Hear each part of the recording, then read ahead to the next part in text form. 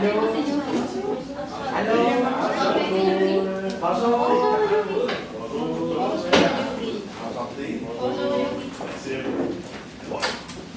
Donc, veuillez s'il vous plaît dire votre numéro d'équipe. MRH10. Oh, bonne réponse! Je vais avoir un 100%. Plus un point. Donc, vous avez 15 minutes pour la présentation. Je vous montrerai le temps restant aux 7, 4 et 2 minutes, ainsi qu'aux 30 secondes restantes.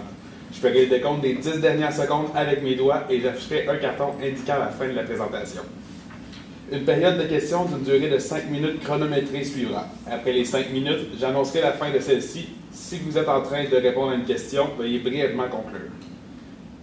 Vous ne devez en aucun temps dévoiler la provenance de votre cégep sous peine de disqualification immédiate. Veuillez s'il vous plaît rester dans la zone de captation vidéo délimitée par les feuilles sur les bureaux. À tous les observateurs, le silence vous sera demandé tout au long de la présentation et de la période de questions. Si vous désirez applaudir, vous devez attendre à la fin de la période de questions. Vous ne devez en aucun temps dévoiler la provenance de l'équipe qui présente. Aucune entrée ni sortie de la salle n'est permise durant les présentations ou la période de questions. Veuillez éteindre la sonnerie de vos téléphones. J'inviterai maintenant les juges à se présenter et vous pourrez par la suite débuter votre présentation. Je vais commencer. Vous voyez les cartes cet après-midi. Carl Lavoie, conservateur de production et rédacteur du temps. Je suis William Lemieux, franchisé propriétaire de la fromagerie Victoria de Warwick. Gabriela, directrice administrative d'un groupe de franchisés de la fromagerie. Cynthia Lafontaine, conseillère en gestion du changement chez Desjardins. Maxime Giguère, CPE auditeur au SCF Conseil Centre du Québec et chargé de cours à l'Université du Québec à Trois-Rivières. Et vous pourrez commencer quand vous souhaitez. Juste une question pour le PowerPoint, est-ce que c'est vraiment bien? Oui, Oui.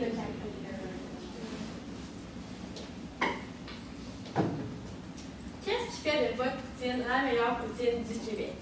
C'est à la fois l'unisson des merveilleux ingrédients avec votre fromage délicieux fait fraîchement ici au Québec et aussi l'amour que tous vos employés mettent à chaque jour dans la fabrication et la vente de celles-ci. Moi, je suis Yuri Arroul. Bérénice Coffy, Coralie Dubé. Et nous venons de la firme Vision Pérenne.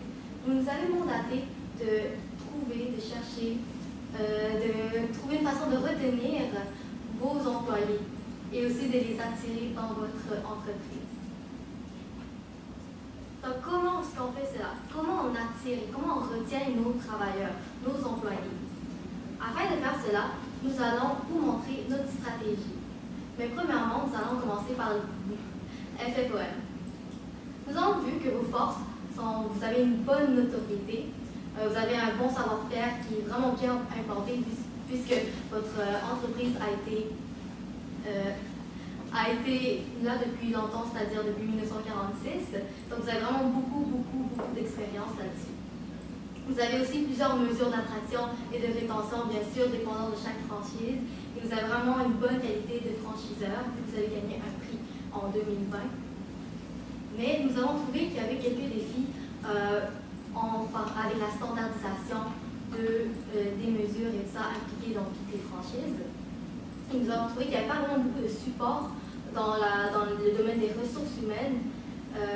Et ça à cause que les franchises sont vraiment divisées et vous avez le droit de faire ce que vous voulez.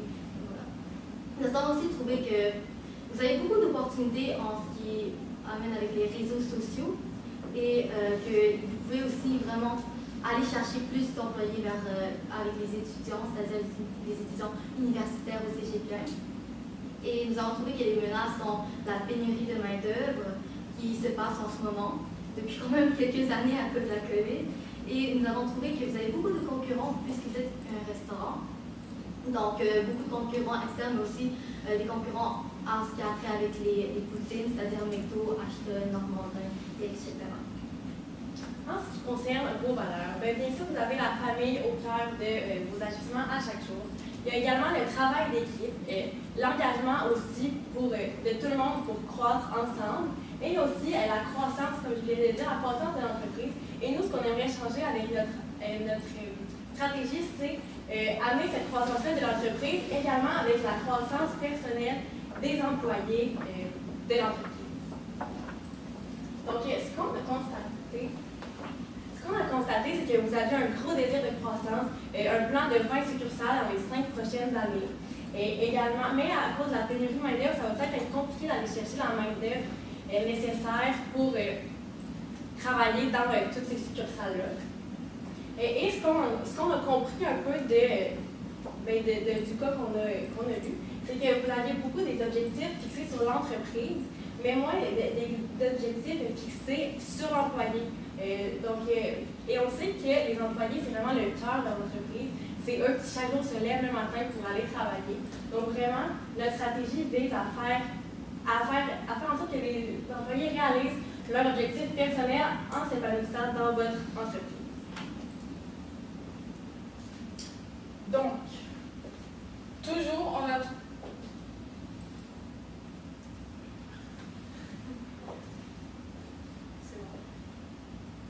on a toujours pensé que,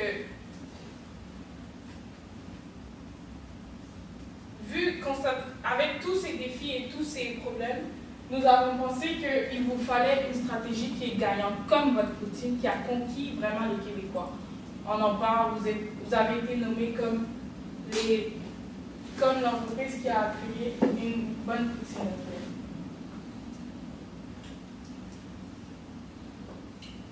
Quand vous créez votre poutine, vous avez 3 étapes. En premier, vous commencez par vraiment assembler, vous mettez les ingrédients, vous faites passer ça par un processus pour donner ensuite une poutine.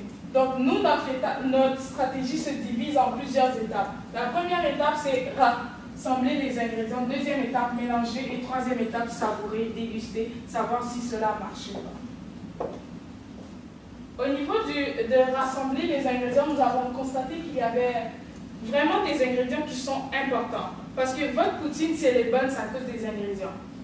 Donc le premier ingrédient, c'est vraiment les réseaux sociaux, adapter les mesures que vous avez de rétention et aussi investir dans les employés. Parce qu'on sait, les employeurs qui vont garder leurs employés, c'est ceux qui vont être au cœur de leurs employés. C'est ceux qui vont montrer à leurs employés que vous êtes important pour nous. C'est pour ça que nous avons investi dans les employés. Donc, les employés que nous voulons vraiment viser, ce seraient des personnes telles que Léa ou Loïc. Donc, Léa, c'est une personne qui a 17 ans, qui est une étudiante au cégep et ça représente les deux. Et Loïc, 27 ans, un étudiant à l'université, ce qu'il aime faire, du ski alpin. Mais ce qui vraiment vient rejoindre les deux, c'est que leur motivation, c'est vraiment de s'épanouir au travail. Les employés, c'est le cœur d'une entreprise. C'est comme dire qu'une poutine sans fromage, sans sauce, ça ne fonctionne pas. Une entreprise sans les employés, ça ne fonctionne pas. Donc, c'est ça que nous voulons trouver, c'est ce que nous voulons faire avec notre stratégie recette gagnante. Donc, premièrement, la première étape de notre entreprise, le premier ingrédient, ce serait vraiment de modifier les mesures d'attraction et de rétention. Là, on a vu les mesures qu'il y avait dans votre succursale, mais on aimerait ça que ces mesures-là qu'on va modifier s'appliquent à toutes les franchises, dans le fond. Donc, premièrement, ça serait d'établir un programme de recommandation. Dans le fond, les employés qui sont déjà au travail auraient la possibilité de recommander un de leurs amis, un de leurs collègues de classe et de recevoir une carte cadeau de 100$ dans le magasin de leur choix. Donc, ça leur permettrait de motiver à amener leurs amis et en plus, ils s'en seraient un peu récompensés. Aussi, on aimerait notre stratégie vise à mettre les repas gratuits lors du corps de travail. Donc, les employés n'auraient pas à se soucier de s'apporter un repas. Aussi, ce serait de donner un 15% de rabais sur les produits de la fromagerie Victoria et de la boutique pour les employés et pour leur famille lorsqu'ils viennent manger avec ceux-ci. On souhaite également un horaire flexible. On le sait, les étudiants, ils ont des cours, ils veulent un horaire flexible. Donc, et pour tout le monde aussi, un horaire flexible pour permettre de bien agencer le travail et les études. Et finalement, on aimerait vraiment valoriser l'atteinte des objectifs personnels. Donc, en ce moment, à chaque mois, vous avez les systèmes de concours pour les atteindre les objectifs de l'entreprise. Mais on aimerait ça garder ça et aussi, à chaque mois, que chaque employé s'établisse un objectif personnel. Et à la fin du mois, il y aurait une rencontre, dans le fond, avec la personne, le gérant qui s'en occupe. et il parlerait de est-ce que l'objectif a été atteint et s'il y a des efforts qui ont été mis. Par exemple, un employé qui a de la misère a été efficace aux caisses, ben, est-ce qu'il a essayé d'être un peu plus efficace ou juste il a fait des petits efforts qui lui ont permis de s'améliorer dans ce domaine. Maintenant, on est rendu à la deuxième partie de notre stratégie, c'est-à-dire mélanger tout ça pour rendre notre stratégie concrète. Donc, dans le fond, ça, c'est le calendrier de la stratégie recette gagnante. Donc, premièrement, au mois de novembre, donc dès la semaine prochaine, ce serait justement, comme je viens de l'expliquer, de revoir les mesures et de les mettre dans un document pour que ça soit clair et aussi les appliquer à toutes les franchises. Au mois de décembre, janvier, février, ce serait une campagne publicitaire pour aller chercher des nouveaux gens. Donc, dans le fond, on va le voir tantôt dans le budget, mais on investirait pour aller chercher, pour faire une campagne publicitaire plus sur les réseaux sociaux, mais aussi sur le site Internet pour montrer c'est quoi travailler à la fromagerie Victoria. Et ensuite, après cette campagne publicitaire-là, on garderait vraiment une présence sur les réseaux sociaux constante. Donc, les fromageries Victoria ont déjà un compte TikTok, un compte Instagram. On veut continuer ça et mettre vraiment l'employé au cœur vraiment des vidéos, mettons, sur TikTok et sur Instagram. Ensuite, on aimerait ça faire des formations pour permettre l'épanouissement et le grandissement de l'employé au sein de l'entreprise. Donc, ça serait des formations sur le stress au travail, sur la conciliation travail-études, comment s'améliorer en général. Donc, ça serait vraiment des formations pour leur permettre de grandir et d'apprendre des choses qui leur sont utiles en tant qu'individu et également en tant qu'employé de la fromagerie Victoria. Finalement, on aimerait ça mettre des activités sociales à chaque saison pour permettre vraiment des rassemblements et de tisser des liens entre les employés de l'entreprise. Donc, au niveau du budget, on sait tous que si on ne dose pas, ce qui va arriver, c'est un déséquilibre. Ce qui va arriver, c'est que la poutine ne sera pas bonne. C'est pour cela que nous vous proposons, bien proposer, un budget. En premier, nous avons parlé de la formation qui est ici, où on parle vraiment du travail d'équipe, comment on travaille en équipe. Si, exemple, il y a une situation qui arrive, comment vous réagissez ensemble face à une forte demande, parce que ça arrive. Gérer le stress, souvent quand il y a une forte demande au niveau de la clientèle, souvent les étudiants ils ressentent ça, ils sont vraiment stressés, ils ont vraiment besoin d'apprendre à gérer ça. Mais aussi le stress, tu as tes devoirs, tu as ton travail, tu as ta vie personnelle, avec tout ça ils ont vraiment besoin de ça. Aussi conciliation travail-études, ça résonne pas mal ça. Aussi nous avons pensé aux assurances horaires, puis parce que les assurances, oui, les formations vont permettre que l'employé va se sentir impliqué, mais aussi va se sentir performant. Mais aussi, quand vous investissez dans les assurances et dans les REER, vous montrez à votre étudiant ou à votre employé que vous avez de la considération pour son futur. Vous avez aussi de la considération pour lui. Et lui se sent impliqué. Si je sais que mon employeur, il cotise avec moi, j'ai plus envie de venir chez lui que quelqu'un qui ne va pas m'aider. Nous avons pensé 30% pour les réseaux sociaux parce que nos campagnes publicitaires sur Google, ça risque de coûter de l'argent. C'est à cause de ça qu'on a mis ça. Mais aussi, pourquoi 30% dans les réseaux sociaux? Vous avez marqué seulement 2 objectifs.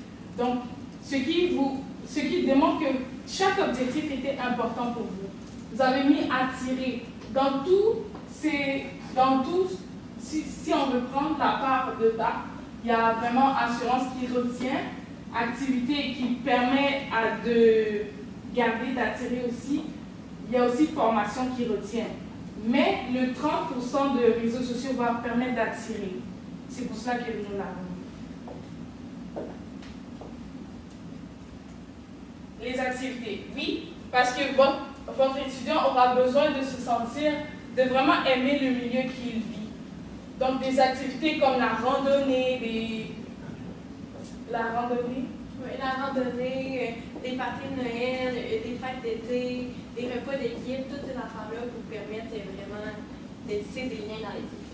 Voilà, votre budget. Savourer. Parce que vous avez fini votre poutine, vous l'avez préparé, vous avez assemblé les ingrédients. Maintenant, il faut savoir si c'est bon. C'est pour ça qu'on a mis favourer, savourer. Donc, comment vous savez que c'est vraiment bon? C'est par un sondage qui vient viser, par un sondage qui vise l'ancienneté. Un sondage qui dit, moi, exemple, ça fait 10 ans que je suis là, ça fait 5 ans.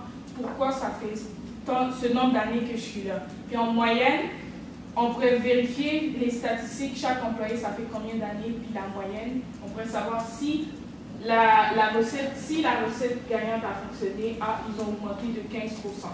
On a gagné 15% de personnes qui restent de plus. Augmentation de 10% des applications en attirant les gens par les campagnes publicitaires. On peut savoir, par exemple, durant l'échéancier, vous allez le voir tantôt, durant l'échéancier, nous avons vu 10% d'applications de plus à notre recette à marché. C'est plus pour ça.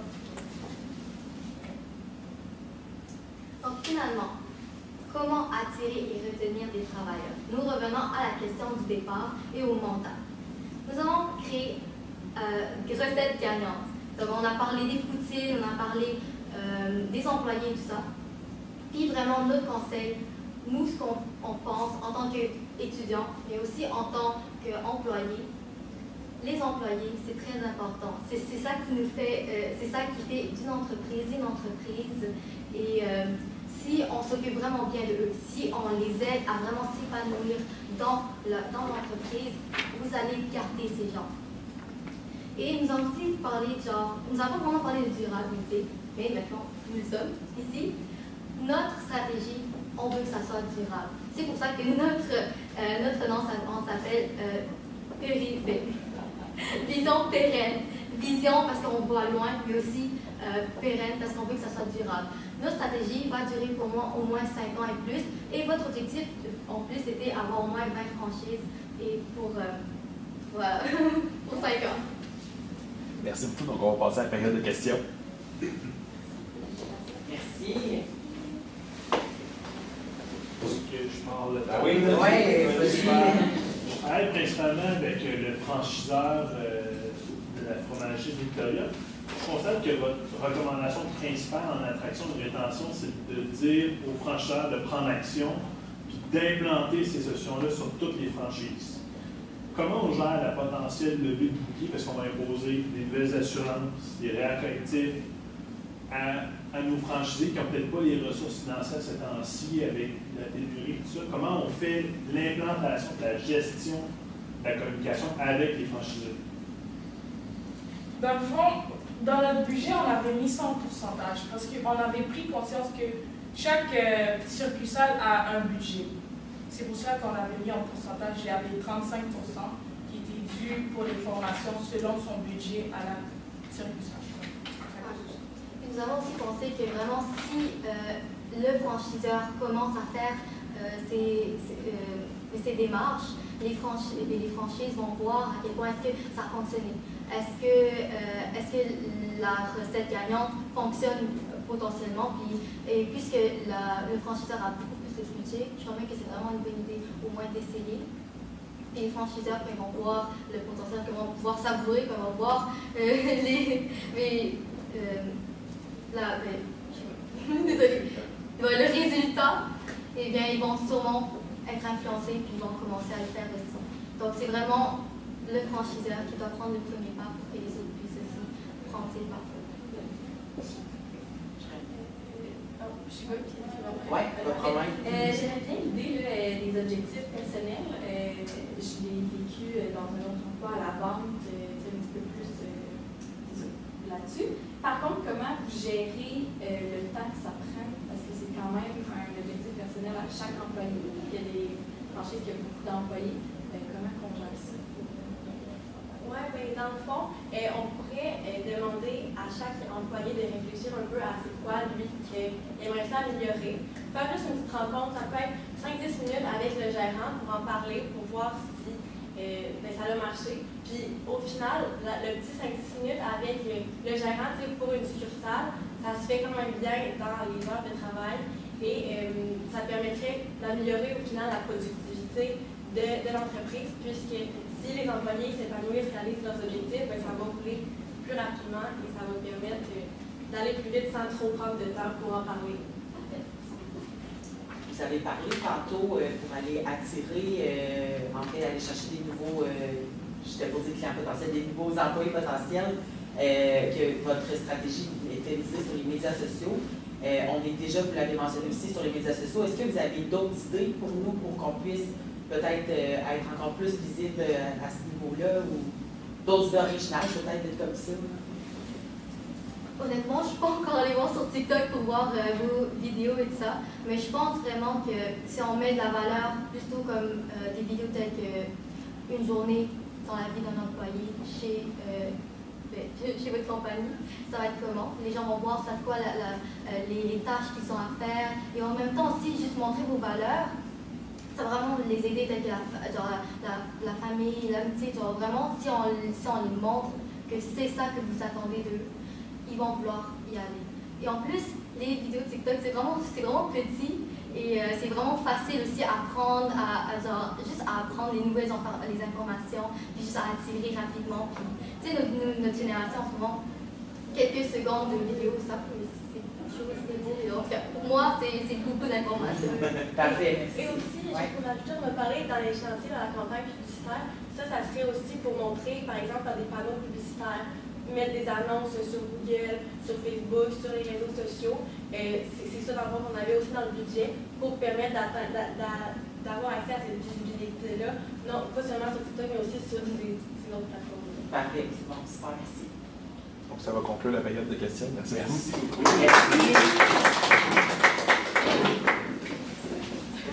Vous pouvez les essayer maintenant. Félicitations, félicitations. Très belle présentation. Merci, félicitations. Merci. Merci.